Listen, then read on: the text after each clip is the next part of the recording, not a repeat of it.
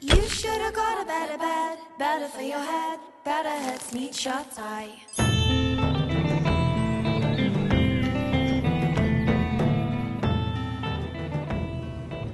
Well, we're at Sony's business booth here at E3 and we're talking to Rex here. Thank you very much indeed for joining us today. How are you feeling at the end of E3? Tired, but yeah, really happy with how it's gone. Yeah. Well, obviously we're here to talk about Tearaway. What have you shown at E3 today? Or what have you been showing this week, in fact? So we've been showing off the first region of the game, which is called Valleyfold. It's kind of quite a pleasant green area. A lot of it's based on kind of English folklore and folk tales, and really showing off like how you can have all kinds of like strange interactions with this environment. The way that you can push your fingers up, like up through the floor, and like unpeel sections like a pop-up book style. Really like bringing all the paper world to life. We first got to see this sort of last year. I'm just interested to know, I mean, where were you guys at development at that point? Was that really just like the first initial demo you had done of the game and its capabilities? Yeah, so at that point it's very much like, because the game came out of, I mean, there was the initial idea, we wanted to make something like so fitting for Vita, like utilize all of the features, and we were kind of in the like later stages of like past game jam, you know, where we got all of the like novel interactions and we were like gluing them all together and like building like a really cohesive adventure for you to go on. And then since then we've really been like fleshing out that journey and what the little messenger character, what all the things that they're going to experience along the way. Obviously it's like the first time that we've concentrated on like quite a story-led game. So you know, there's lots of stuff that we've been learning and finding out along that on our own journey to create the journey. I was going to say that given obviously a little bit of planning and everything like that, I mean, is this reinvigorated you? Because there's all these new ideas and certainly using the Vita as the platform of choice? Yeah, definitely. I mean, with PS3, you know, we had loads of new stuff to explore and that bore out LBP. And with Vita, with this, you know, we got the Vita, so we just wanted to go like all in with what we could do with that. So, you know, just like totally changed the context of what we were creating, and we really wanted to like play around with the idea of what is a game, what does it mean to be like a handheld game, you know, the way that the game is like in your hands and you're holding it and affecting it that way, and just bring in like more of the player's world into the game world, and then in a crazy way using the papercraft stuff and the stuff you print out, then you can take the game out into the real world as well.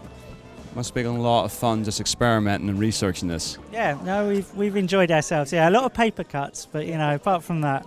Well, given you guys you have that heavy emphasis on creationism, and I guess with this it's more about sort of wrapping up and changing all. Would you guys consider yourselves more sort of artists than developers?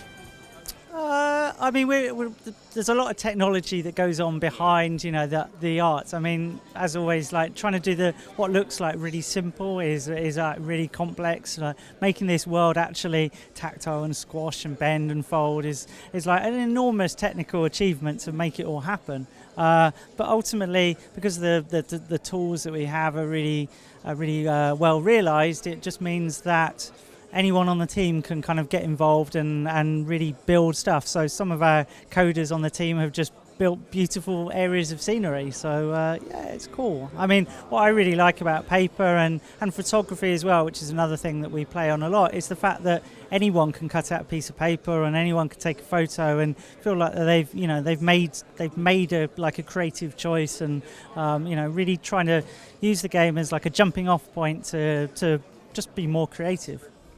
Well, what sort of, with you mentioned the opening level, sort of like English and stuff like that, but I mean, what else is where from there is the structure of the game going? I mean, do you sort of like dollop little reference points, little inspirations across each of the stages? Yeah, I mean, the kind of middle section is the more dangerous, challenging, like darker, like sort of middle act. And then towards the end of the game, you really start to get the feel that the entire world is like unraveling, and we really play with the fact that you're kind of slipping outside of the game world, and it's all kind of, well, just anything goes basically in those areas. And I think it's people are going to be like, what is going on here? It's yeah. emotional connection between the player and the character, I mean, is that mainly and chiefly through the touchpad and such? Or, I mean, how does that play out?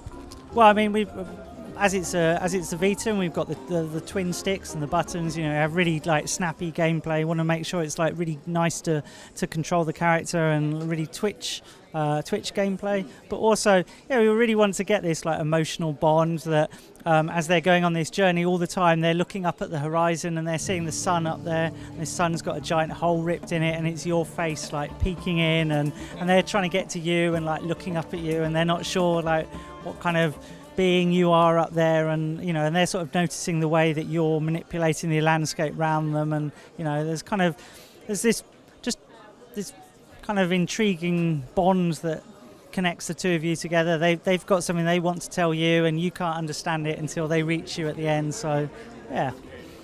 Where are you guys in terms of development right now? We're pretty close to the end, so we're launching at the end of October. So we've still got, you know, we've got a busy few weeks ahead. Yeah, but we're pretty close now. Has something sort of just basically allowed you guys just to keep tinkering away at this until you feel satisfied? I mean, do you guys feel that pressure deadline, or has it been, look, we're just enjoying what we're doing and it'll be ready when it's ready? Well, as a team, we tend to have like quite a long like pre-production period where we're just figuring out all of the ideas and making sure that we've got something like really fun at its core, and then we have a much shorter like end period where everything is like fully realized, and it's just a case of like really just gluing it all together, which is definitely what we're doing at the moment. Feedback, I mean, what sort of feedback are you looking to take from players? I mean, given that it's a game that would entertain kids as much as adults, I mean, does that then make you focus on groups, a wider range of people for feedback? What, as in like user testing kind of stuff? Not really. I mean, we try and, because our games are like very personal, we're a very small team, and we really, the focus group is ourselves. If we're like really happy with it, then you know we kind of hope that the rest of the world will be. I mean, it's been quite interesting with the papercraft stuff to make sure that the plans that you can make yourself are achievable by the youngest age range. So we're working with a very talented writer who has created loads of papercraft books in the past, so that we can really make sure that it's, you know, everything is achievable by like the youngest age all the way up. Okay, well listen, thank you very much indeed for talking to us. Best of luck with the rest of the project. Pleasure. Thank you very much. Cheers.